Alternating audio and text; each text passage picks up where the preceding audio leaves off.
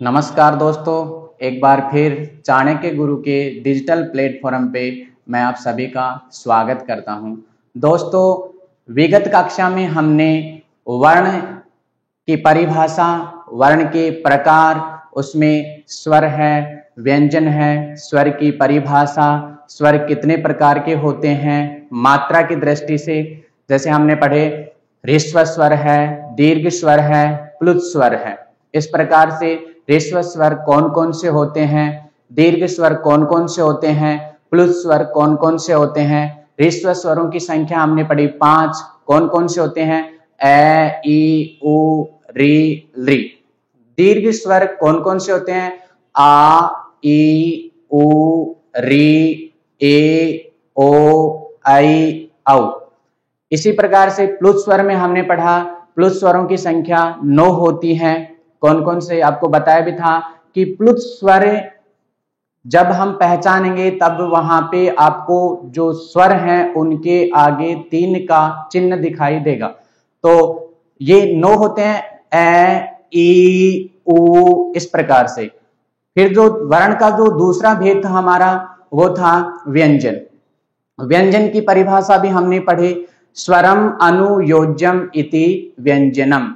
जो ऐसे वर्ण जो स्वरों की सहायता से बोले या लिखे जाते हैं वे वर्ण व्यंजन कहलाते हैं। व्यंजन के प्रकार हमने पढ़े 3। पहला जो प्रकार था वो था स्पर्श व्यंजन, दूसरा जो प्रकार था वो था अंतस्थ व्यंजनम, और तीसरा जो प्रकार था वो था हमारा ऊष्म व्यंजन। स्पर्श व्यंजन कौन कौन से होते हैं, अंतस्थ व्यंजन कौन कौन से होते हैं, और ऊष्म व्यंजन कौन कौन से होते हैं। तो देखिए, मैं आपको बताना चाह रहा हूं कि स्पर्श व्यंजन कादयो मावसानः स्पर्शः, कैसे लेकर मैं तक जो वर्ण है वो स्पर्श व्यंजन कहलाते हैं। यणोः अंतस्तः, यण क्या होते हैं? यण प्रत्याहार होते हैं। जब माहेश्वर सूत्र हम पढ़ेंगे उस समय हमें पता लगेगा कि भाई किस प्रकार से प्रत्याहार बनाए जाते हैं। तो यहाँ पे देखिए, य, व, र, ल, इस प्रकार से 4 यण होते हैं। आगे हम ऊष्म व्यंजन पढ़े तो उसमें पढ़े स, है। इस प्रकार से हम यहां तक पढ़ चुके थे, और हमने व्यंजनों की जो संख्या है, कुल संख्या, वो 33 भी पढ़ ली थी। आगे हम आज चलते हैं।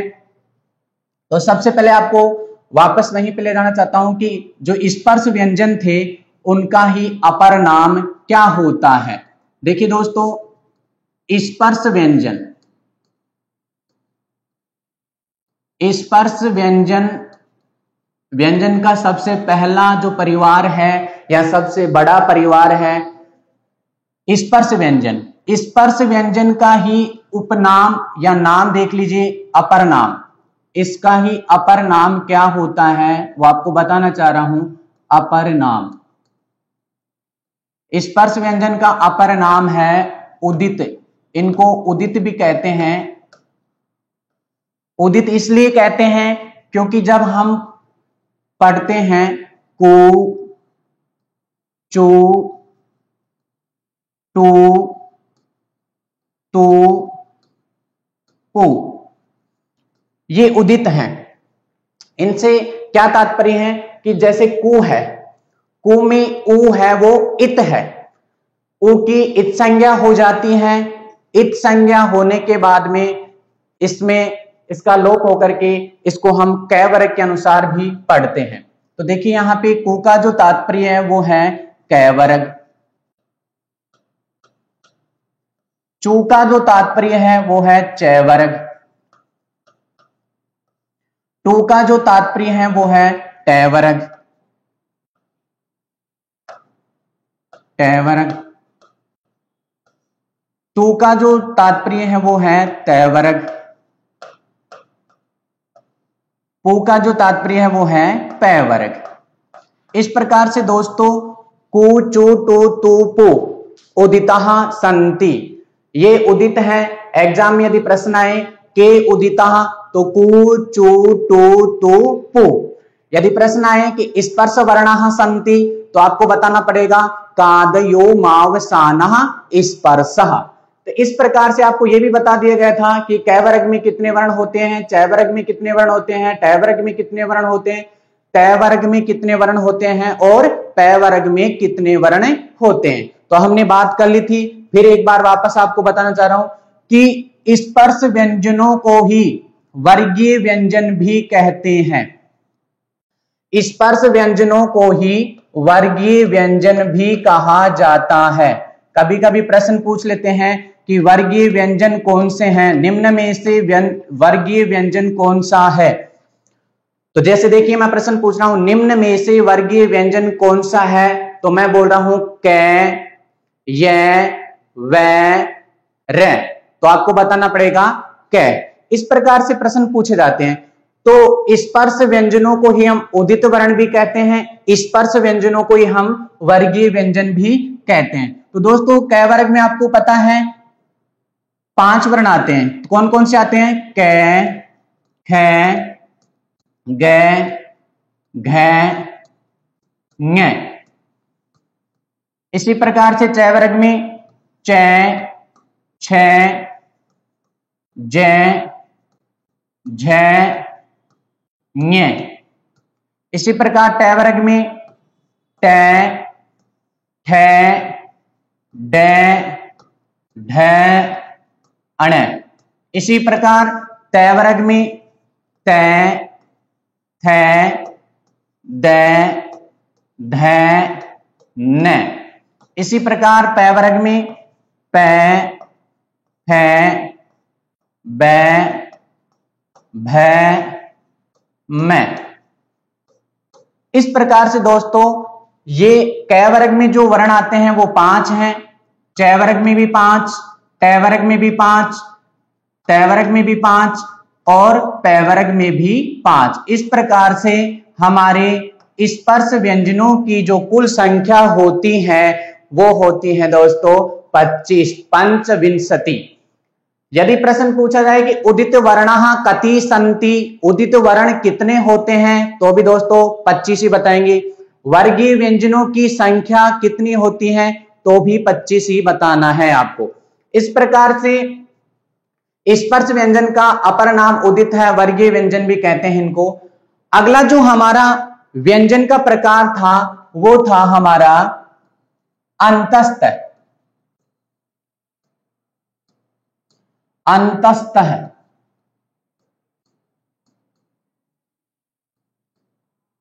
अंतस्थ व्यंजन आपको बताए थे, परिभाषा देकर के भी बताया था। यणो अंतस्थः, यण जो होते हैं हमारे वो है अंतस्थ। या फिर स्पर्श व्यंजन और ऊष्म व्यंजन के जो बीच में आता है उनको मान लीजिए अंतस्थ व्यंजन कहते हैं। तो इनकी संख्या जो हमने पढ़ी थी वो पढ़ी थी 4, और वो थे य, वै, रै, लै। दोस्तों इनको हम अवर्गीय व्यंजन भी कह सकते हैं, अवर्गीय व्यंजन। क्योंकि अवर्गीय व्यंजन क्यों कहला रहे हैं, क्यों कहते हैं? क्योंकि इनका कोई वर्ग नहीं होता है। देखिए इधर 5 वर्ग है हमारे, जबकि आपको कभी यह वर्ग, वह वर्ग, रै वर्ग, लै वर्ग नहीं मिला होगा। तो इस प्रकार से इनको अवर्गीय व्यंजन भी कहते हैं, क्योंकि ये कोई वर्ग के नहीं होते हैं। इस कारण से इनको अंतस्थ व्यंजन जो होते हैं वो अवर्गीय व्यंजन होते हैं। इनकी संख्या कितनी होती है? 4। तीसरा जो हमारा भेद था वो था हमारा ऊष्म व्यंजन। ऊष्म व्यंजन, ऊष्म व्यंजन, ऊष्म व्यंजन कौन कौन से होते हैं? या फिर संस्कृत के माध्यम से आपको बताया था कि सलो ऊष्मणाः, सल जो प्रत्याहार होते हैं वो ऊष्म होते हैं। तो यहां पे देखिए सल प्रत्याहार कौन कौन से होते हैं। मैं बार बार प्रत्याहार की जो चर्चा कर रहा हूं तो कुछ स्टूडेंट सोच रहे हैं कि प्रत्याहार होते क्या है। आपको बता देना चाहता हूं कि जब हम माहेश्वर सूत्र पढ़ेंगे उस समय आपको वहां पे प्रत्याहार बनाना सिखाया जाएगा। तो यहां पे देखिए आपको सल प्रत्याहार में सिर्फ 4 वर्ण ग्रहण करना है, सै, सै, से, है। इस प्रकार से दोस्तों इनको भी हम अवर्गीय व्यंजन कह सकते हैं, अवर्गीय,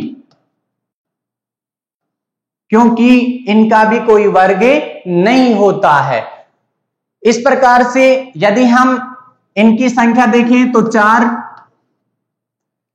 तो बात करते हैं कि अवर्गीय व्यंजनः कति सन्ति, अवर्गीय जो व्यंजन होते हैं वो कितने होते हैं।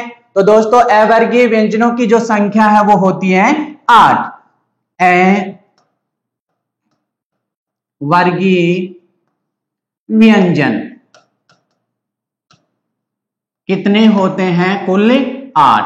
इस प्रकार से हमारे वर्गीय व्यंजन हैं वो 25 हैं और हमारे अवर्गीय व्यंजन है वो 8 हैं। तो कुल जो हमारे व्यंजन हैं वर्णमाला में वो हैं 33। इस प्रकार से व्यंजनों की कुल संख्या यदि सामान्य वर्णमाला के अनुसार पूछे तो हमें 33 बताना है। चलो दोस्तों आगे चलते हैं हम। इसके जस्ट बाद में हम संयुक्त व्यंजन भी पढ़ते हैं। संयुक्त व्यंजन, संयुक्त व्यंजन ये बहुत ही इंपॉर्टेंट है, क्योंकि जब हम मान लीजिए यण संधि वगैरह पढ़ेंगे उस समय हमें त्रय वहां पे दिखाई देगा, तो वो त्रय का जो निर्माण होता है वो तय और रे और ए इस प्रकार से मिलकर के होता है। तो संयुक्त व्यंजन पढ़ना भी हमें जरूरी है। संयुक्त व्यंजन हमारी जो वर्णमाला है उसमें नहीं बताए गए हैं, यहीं माहेश्वर सूत्रों में भी संयुक्त व्यंजनों को नहीं बताया गया है। इसी प्रकार से पाणिनि शिक्षा में भी संयुक्त व्यंजनों का कहीं पर भी उल्लेख नहीं है। लोक व्यवहार में हम संयुक्त व्यंजनों को पढ़ते हैं तो इस प्रकार से देखिए संयुक्त व्यंजनों की संख्या निर्धारित नहीं की गई है। वैसे हम सामान्य तौर पे पढ़ते हैं कि क्षय, त्रय, ज्ञ, श्रय इस प्रकार से पढ़ते हैं। तो दोस्तों संयुक्त व्यंजनों की जो संख्या पूछे तो ये निर्धारित नहीं है। चलो बात करते हैं संयुक्त व्यंजन। संयुक्त व्यंजन में देखिए पहला जो हमारा है वो है क्षय, दूसरा जो है हमारा वो है त्रय, तीसरा जो है हमारा वो है ज्ञ और जो चौथा है हमारा यहाँ पे वो है श्रय। इस प्रकार से मैं संयुक्त व्यंजन यहाँ पे 4 पढ़ा रहा हूं, क्षय, त्रय, ज्ञ, श्रय। तो बात करते हैं कि क्षय का निर्माण कैसे हुआ, त्रय का निर्माण कैसे हुआ, ज्ञ का निर्माण कैसे हुआ और श्रय का निर्माण कैसे हुआ। सबसे पहले मैं आपको बता देना चाहता हूं कि जो संयुक्त का मतलब होता है कि संयोगित करना या फिर मिश्रित करना, कि उसमें मिलाना। तो इसी प्रकार से यहां पे देखिए इसका जो निर्माण होता है वो कौन कौन से वर्णों से मिलकर के होता है। तो दोस्तों यहां पे एक बात और बता देना चाहता हूं कि ये क्षय है वो पूरा है, त्रय है वो पूरा है, ज्ञ है वो भी पूरा है और श्रय है वो भी पूरा है, यानी कि यहाँ पे आधे व्यंजन नहीं है ये। तो इस प्रकार से, अच्छा सर आधे व्यंजन किस प्रकार से, तो देखिए जब इधर एक बार देखिए कै, इसके नीचे यदि ये हलंत का चिन्ह दिखाई दे तो ये है व्यंजन, आधा व्यंजन। और यदि कै में यदि मान लीजिए कोई स्वर जुड़ जाता है, जैसे ए ही जोड़ देता हूं, तो यहां पे जो कै है वो पूरा कै है। इस प्रकार से इसमें कै में ई जोड़ते हैं तो की ऋस्व की हो जाती है, दीर्घ ई जोड़ते हैं तो दीर्घ की हो जाती है। इस प्रकार से दोस्तों ये पूर्ण है। तो यहां पे देखिए बात करते हैं कि क्षय का निर्माण कौन कौन से हमारे व्यंजन हैं वो उनसे पूरा होता है। तो सबसे पहले देखिए कै है और इसमें हमारा मूर्धन्य सकार है और इसमें ए जोड़ते हैं, तो इस प्रकार से हमारा जो क्षय है वो निर्मित होता है। कै से ए क्षय। त्रय में देखिए तय, रै, ए, इस प्रकार से त्रय का निर्माण होता है। ज्ञ, जै, ञ, ए, इस प्रकार से घ का निर्माण होता है। स, रै, ए, इस प्रकार से श्रेय का निर्माण होता है। इनके उदाहरण देखिए, जैसे मान लीजिए आ गया जो रक्षा है या फिर कक्षा है, तो इनमें जो एक क्षय आ रहा है ये संयुक्त व्यंजन है। ऐसे ही हमारे जैसे मान लीजिए नेत्र है, पत्र है, यहां पे जो त्रय है वो भी क्या है, संयुक्त व्यंजन है। ऐसे ही ज्ञान है, ज्ञान में जो ज्ञ है वो भी क्या है, संयुक्त व्यंजन है। ऐसे ही जब हम मान लीजिए श्रवण कौशल जो हमारा होता है, यानी कि यहां पे श्रवण लिखते हैं तो जो श्रय है वो भी क्या है, संयुक्त व्यंजन है। कभी कभी क्या होता है कि जो प्रश्न की जो प्रवृत्ति होती है वो इससे भिन्न पूछ ली जाती है। वो कैसे पूछ ली जाती है, जैसे मान लीजिए आपको दे दे कि क्षय वर्ण का विग्रह होगा, तो दोस्तों इस प्रकार से यदि प्रश्न आए, देखिए ध्यान से, क्षय है वो हलंत है और यहां पे मान लीजिए ऑप्शन आपके सामने आ गया, पहला है कै, से, ए, दूसरा जो हमारा ऑप्शन है विकल्प है वो है कै, से, ए, तीसरा जो विकल्प है वो हमारा कै, से, इस प्रकार से, और जो चौथा हमारा विकल्प है वो है कै, से, इस प्रकार से। तो दोस्तों हमें यहां पे देखिए, पहली बात क्षय है वो आधा है, यानी कि इसमें स्वर कहीं पर भी आपको नजर नहीं आ रहा है, तो इसका मतलब है हलन। और यहां पे देखिए कै, से, ए, यानी कि ये नहीं हो सकता क्योंकि इसमें तो स्वर है और इसमें स्वर अंत में नहीं है। ऐसी कै, से, इससे निर्मित नहीं होता है क्योंकि जब हम क्षय का निर्माण करते हैं तो उसमें मूर्धन्य सकार है, यहां पे ये जो है वो तालव्य सकार है, तो इसमें नहीं हो सकता, ये भी गलत है। अब बात करते हैं कैसे, कैसे इससे निर्मित होगा ये क्षय। यदि इसमें हलंत है तो यहां पे देखिए आगे स्वर नहीं है, इस कारण से ये ही शुद्ध है। इस प्रकार से दोस्तों ये प्रश्न की प्रवृत्ति है, हम इसको पढ़ लेते हैं कि क्षय का ही तो प्रश्न पूछ रहा है और उसमें तुरंत हम डायरेक्ट पहले विकल्प में यदि कैसे ए आता है तो इसको सही करके आ जाते हैं और हमारा जो क्वेश्चन है वो गलत हो जाता है।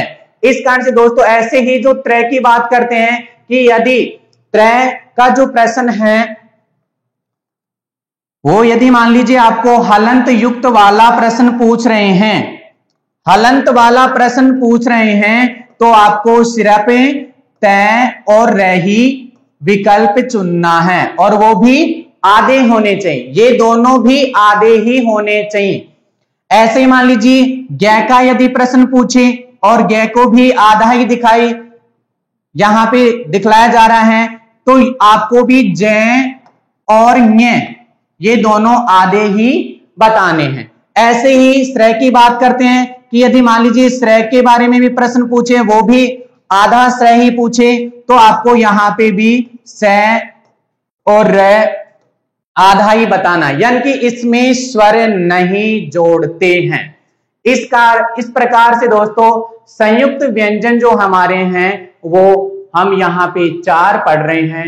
इन चारों को एक बार पुनः पुनरावृत्ति कर रहा हूं, क्षय, कै से ए क्षय। इसमें देख लेना, रक्षा में यहाँ पे जो बाद में क्षय में जो स्वर है वो है आ, इस कारण से ये पूरा, ये उदाहरण है, ये उदाहरण बता रहा हूं कि यहाँ पे देखिए यदि प्रश्न पूछ ली जाए रक्षा में संयुक्त व्यंजन कौन सा है, तो आपको बताना पड़ेगा कि ये जो क्षय है वो क्या है, संयुक्त व्यंजन है। ऐसे ही नेत्र में पूछे कि संयुक्त व्यंजन कौन सा है, तो आपको त्रय बताना पड़ेगा। ज्ञान में पूछे कि संयुक्त व्यंजन कौन सा है, तो आपको ज्ञ बताना पड़ेगा। श्रवण में पूछे कि आपको संयुक्त व्यंजन कौन सा है, तो आपको श्रेय बताना पड़ेगा। इस प्रकार से दोस्तों संयुक्त व्यंजन हम 4 पढ़ते हैं। आगे देखिए हमारे संयुक्त, अच्छा दूसरी बात, इनकी माहेश्वर सूत्रों में या फिर हमारी वर्णमाला में कहीं पर भी इनका प्रयोग नहीं किया गया, क्योंकि क पहले आ चुका है, स भी पहले आ चुका है, इस कारण से ये संयुक्त व्यंजन है। हम बात करते हैं हमारे जो स्वर हैं वो भी संयुक्त होते हैं। हमारे संयुक्त स्वर कितने होते हैं, संयुक्त स्वर, ऐसे ही संयुक्त, इनको मिश्रित स्वर भी कहते हैं, मिश्रित स्वर भी कहते हैं इनको। तो देखिए दोस्तों मूल स्वर हमने 5 पढ़े, ए ई उ री री, उनमें कहीं पर भी कोई कुछ भी संयुक्त नहीं किया गया था। जबकि यहां पे देखिए मैं आपको बता रहा हूं जो हमारे 4 स्वर हैं कौन कौन से, ए ओ आई औ, ये हमारे 4 जो स्वर हैं इनको हम मिश्रित या संयुक्त स्वर भी कहते हैं। दोस्तों आपको बता देना चाहता हूं कि संयुक्त व्यंजनों का प्रयोग माहेश्वर सूत्रों में नहीं किया गया है, जबकि संयुक्त या मिश्रित स्वरों का जो प्रयोग है वो हमारे माहेश्वर सूत्रों में भी किया गया है। जब हम माहेश्वर सूत्र पढ़ेंगे उस समय और भी आपको अच्छी तरीके विस्तार से बताया जाएगा। तो यहां पे देखिए, अच्छा ए ओ आई औ ये कैसे, किस कारण से मिश्रित स्वर है या संयुक्त स्वर है, तो देखिए यदि हम मान लीजिए हमारा ये है ए, अब इस ए के बारे में पूछे कि ये ए मूल स्वर या ऋस्व स्वर है या दीर्घ स्वर है या प्लुत स्वर है, तो दोस्तों आप तुरंत बता दोगे कि ये तो ऋस्व स्वर है। ऋस्व स्वर में हम जोड़ते हैं ई, यहां पे जो ये ई है वो भी ऋस्व स्वर ही है। ए प्लस ई हमारा बराबर जो आता है वो होता है ए। इस प्रकार से ए की जाति अलग है और ई की जाति भी अलग है। दोनों की जाति अलग अलग होने के कारण से इनको मिश्रित स्वर कहा जाता है, यानी कि इनको संयुक्त स्वर कहा जाता है। ऐसे ही ए, इसमें हम ऊ मिलाते हैं, ये ए भी ऋस्व है, ऊ भी ऋस्व है, इन दोनों को हम जोड़ते हैं तो ये हो जाते हैं हमारे ओ। इस प्रकार से ये जो ओ है वो भी मिश्रित स्वर या संयुक्त स्वर है। दोस्तों ऐसे ही बात करते हैं आई की। देखिए ए में हम ए मिलाते हैं, ए की जाति यहां पे ए है वो ऋस्व ए है, ए है वो दीर्घ स्वर है। तो इस प्रकार से ए और ए मिलकर के जो बनता है वो बनता है आई। ऐसे ही ए ओ, इन दोनों को हम मिलाते हैं तो दोस्तों बनता है हमारा औ। अब देखिए इनमें इनकी जाति है वो अलग अलग थी, इस कारण से इनको संयुक्त स्वर या मिश्रित स्वर कहा जाता है। ये सबसे इंपॉर्टेंट क्वेश्चन है कि माहेश्वर सूत्रों में जो संयुक्त स्वर हैं हमारे वो कितने हैं, 4। इस प्रकार से, और माहेश्वर सूत्रों में संयुक्त व्यंजन कितने हैं, तो 0, यानी कि कुछ भी नहीं है, जबकि हमारे संयुक्त स्वर वहां पे उल्लेखित हैं। इस प्रकार से दोस्तों संयुक्त स्वर भी होते हैं, इनको ही मिश्रित स्वर कहते हैं। इनकी संख्या जो है हमारी वो है 4। प्रश्न आ जाए तो आपको इस प्रकार से करना है। किसी स्टूडेंट की शंका हो रही होगी, सर आ को आप संयुक्त स्वर क्यों नहीं कह रहे, ई को आप संयुक्त स्वर क्यों नहीं कह रहे, ऊ को आप संयुक्त स्वर क्यों नहीं कह रहे, और री है हमारा, इसको आप संयुक्त स्वर क्यों नहीं करे। तो देखिए यदि आप आ का निर्माण करते हो तो इसमें एक मात्रिक यानी कि रिस्व है, इसके बाद में ये भी रिस्व है, एक और एक यानी कि एक मात्रिक ये दोनों क्या हो जाते हैं, द्विमात्रिक। तो हमारा जो निर्माण होता है वो आ का होता है। इन दोनों की जाति समान है, और यहां पे देखिए आकार की जाति अलग है, ई की जाति अलग है, इस कारण से इनको संयुक्त कहा जाता है, इनको संयुक्त नहीं कहा जाता है क्योंकि दोनों की जाति एक ही है। इस प्रकार से दोस्तों ऐसे ही ई, रिस्व ई और रिस्व ई दोनों मिलकर के दीर्घ ई हो जाते हैं, रिस्व उ दोनों मिलकर के दीर्घ उ हो जाता है, रिस्व री दोनों मिलकर के दीर्घ री हो जाता है। इस प्रकार से दोस्तों यहां तक हम पढ़ लिए हैं हमारी संस्कृत भाषा की सामान्य जो वर्णमाला थी उसके अनुसार। अब बात करते हैं, क्योंकि हमने स्वरों की संख्या सामान्य तौर पे 13 पढ़ी, उसके बाद में माहेश्वर सूत्रों के अनुसार 9 पढ़ी, उसके बाद में पाणिनीय शिक्षा के अनुसार हमने 21 या 22 पढ़ी। 21 या 22 आपको वहां पे बता भी दिया था, और बताना चाह रहा हूं कि जब हम ली का प्लुत में ग्रहण नहीं करते हैं तो वहां पे हमारी जो संख्या है वो 21 रह जाती है, और जब ली को हम प्लुत में ग्रहण कर लेते हैं तो हमारी संख्या स्वरों की 22 हो जाती है। तो देखिए यहां पे भी हम बात करते हैं कि हमारी पाणिनीय शिक्षा के अनुसार व्यंजन कितने होते हैं। तो बताया गया है कि पाणिनीय शिक्षा के अनुसार व्यंजनों की जो कुल संख्या है वो है 42, और वैसे सामान्य दृष्टि से यदि व्यंजनों की संख्या पूछे या फिर माहेश्वर सूत्रों के अनुसार व्यंजनों की संख्या पूछे तो वो 33 होती है। तो यहां पे देखिए आज आपको बताना चाह रहा हूं कि जो हमारी पाणिनीय शिक्षा है, पाणिनीय शिक्षा, पाणिनीय शिक्षा के अनुसार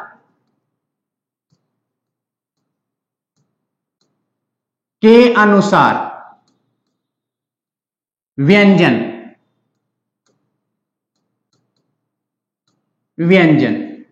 तो देखिए दोस्तों पाणिनीय शिक्षा के अनुसार भी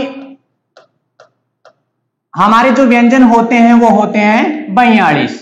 ध्यान से समझना, अभी तो सर आप 33 बता रहे थे और अब 42 क्यों? तो देखिए वहां पे मैंने बताया था कि संस्कृत भाषा की यदि सामान्य वर्णमाला में व्यंजन पूछा जाए तो हमारी जो संख्या है वो 33 होती है, जबकि पाणिनीय शिक्षा के अनुसार व्यंजनों की यदि संख्या पूछी जाए तो वो हमारी होती है 42। बात भी कर चुके हैं। तो पाणिनि जी ने देखिए सबसे पहले स्पर्श पढ़े, स्पर्श व्यंजन इन्होंने भी कितने बताए 25।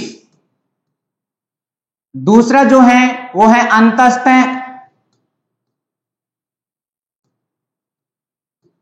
अंतस्थ व्यंजनों की जो संख्या बताई इन्होंने वो बताई 4। ऊष्म व्यंजन, ऊष्म व्यंजनों की जो संख्या बताई वो भी 4। यहां तक हम पढ़ चुके हैं। आगे इन्होंने जो कहा वो है अयोगवाह है, यानी कि अयोगवाह है इन्होंने 4 बताई। कितने बताए दोस्तों? 4। अब पाणिनि शिक्षा में तो इन्होंने अयोगवाह बताए, और वो देखिए कौन कौन से होते हैं हमारे अयोगवाह। अयोगवाह पहली बात किसे कहते हैं, क्योंकि हमने स्पर्श जान ली कि जब हम मुख से उच्चारित करते हैं कोई भी वर्ण तो उसमें जो हमारे कंठ है, तालु है, मूर्धा है, दंत है, ओष्ठ है, ये यदि स्पर्श करते हैं तो उनको स्पर्श व्यंजन कहते हैं। अंतस्थ व्यंजन, जब हम मुख से कोई भी वर्ण उच्चारित करते हैं तो वो अंदर ही रह जाते हैं, यानी कि जब हम हमारा श्वास है या प्राण वायु है वो मुख के अंदर ही रह जाती है तो उसको अंतस्थ कहते हैं। ऊष्म व्यंजन, जब हम वर्णों का उच्चारण करते हैं तो हमारी जो प्राण वायु है वो शीघ्रता के साथ बाहर आए तो उनको ऊष्म व्यंजन कहते हैं। ऐसे ही अयोगवाह वर्ण कौन से होते हैं और इनको अयोगवाह क्यों कहा जाता है? तो देखिए, अयोगवाह, अयोग, जिसका योग नहीं हो। अच्छा, किस में योग नहीं हो? तो जिसका स्वरों में भी योग नहीं हो, जिसका व्यंजनों में भी योग नहीं हो और वो वाहित भी हो रहे हैं, यानी कि वो लगातार पढ़े भी जा रहे हैं, वही वर्ण क्या कहलाते हैं? अयोगवाह वर्ण कहलाते हैं। तो देखिए, अयोगवाह वर्णों की संख्या कितनी बताई? 4। अच्छा, देखते हैं कौन कौन से होते हैं। तो सबसे पहले मैं आपको बताना चाह रहा हूं अनुस्वार। अनुस्वार, अनुस्वार है तो दोस्तों अनुस्वार किस प्रकार से लिखा जाता है? तो आपको बता देना चाहता हूं कि ये जो बिंदु है, यानी कि कोई भी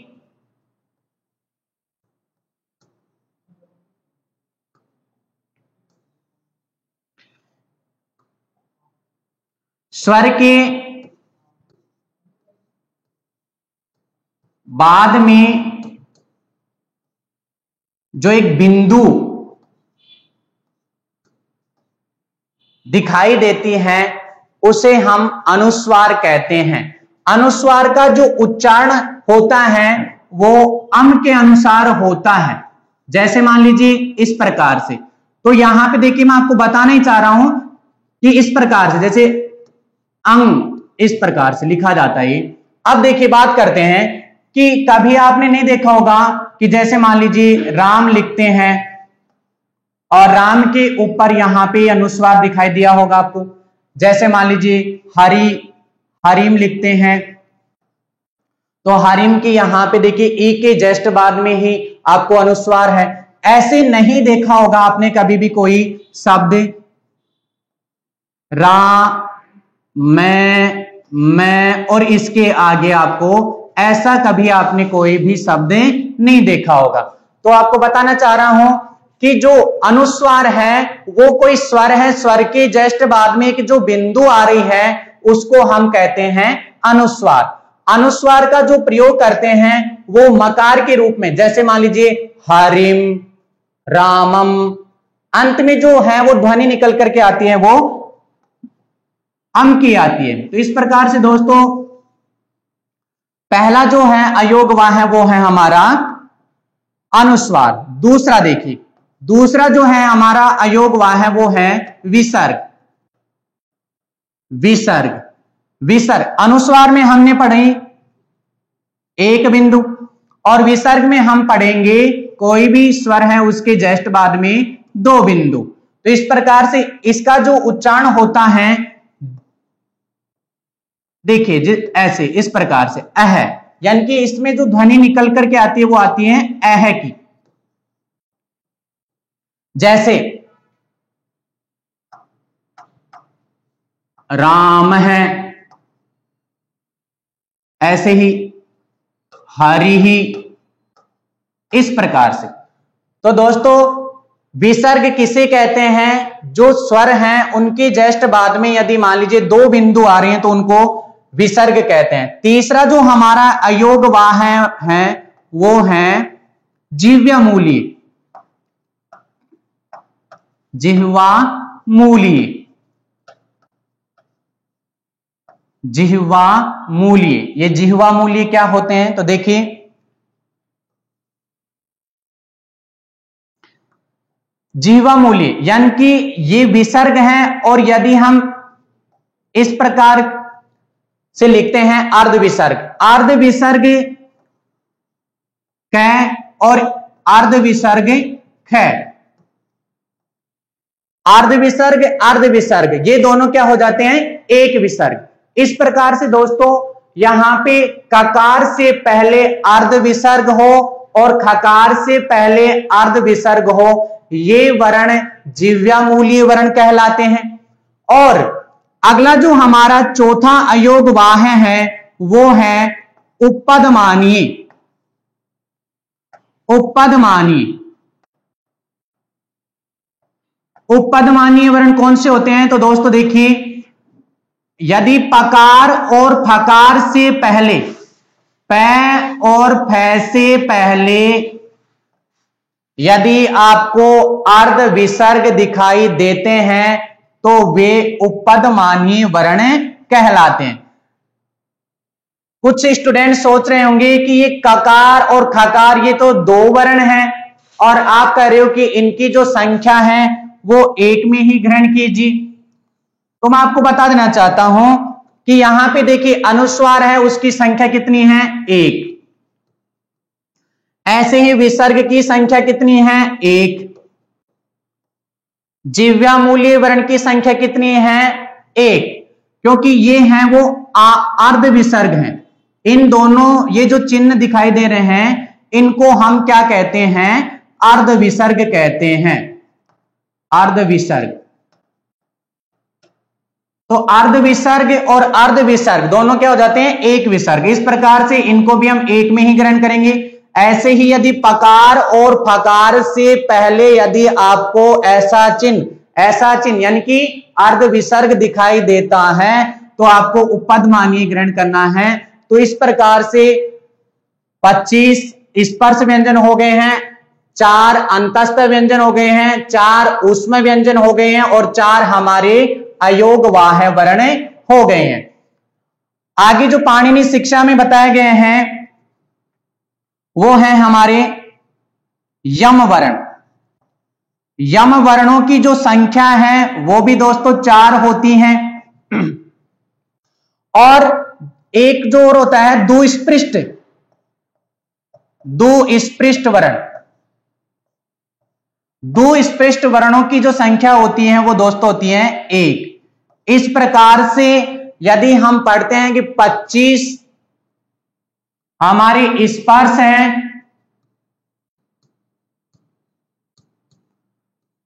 4 हमारे अंतस्थ हैं,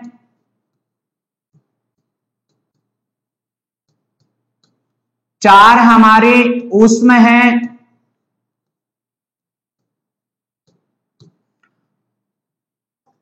4 हमारे अयोगवाह हैं, 4 हमारे यम हैं और 1 हमारा दुस्पृष्ट है। ये दुस्पृष्ट क्या होता है ये बताना चाह रहा हूं कि जब हम मान लीजिए कभी इस प्रकार से कोई वर्ण पढ़ते हैं, यानी कि बादल है, मेड़ा है, राजस्थानी जो भाषा है उसमें हम इसको अड़ा के रूप में बोलते हैं, काड़िया है, ढोलिया है, इस प्रकार से बोलते हैं। तो इसको हम क्या कहते हैं संस्कृत में? दुस्पृष्ट वर्ण। तो इस प्रकार से दोस्तों पाणिनि शिक्षा के अनुसार हमारे जो व्यंजन हैं कुल व्यंजन वो है हमारे 42। 25 4 4 4 4 1। इस प्रकार से पाणिनि शिक्षा के अनुसार, पाणिनि जो शिक्षा है उसके अनुसार यदि आपको व्यंजनों की संख्या पूछी जाए तो वो होती है हमारी 42। इस प्रकार से दोस्तों आज का जो हमारा टॉपिक था वो पाणिनि शिक्षा के अनुसार व्यंजनों का।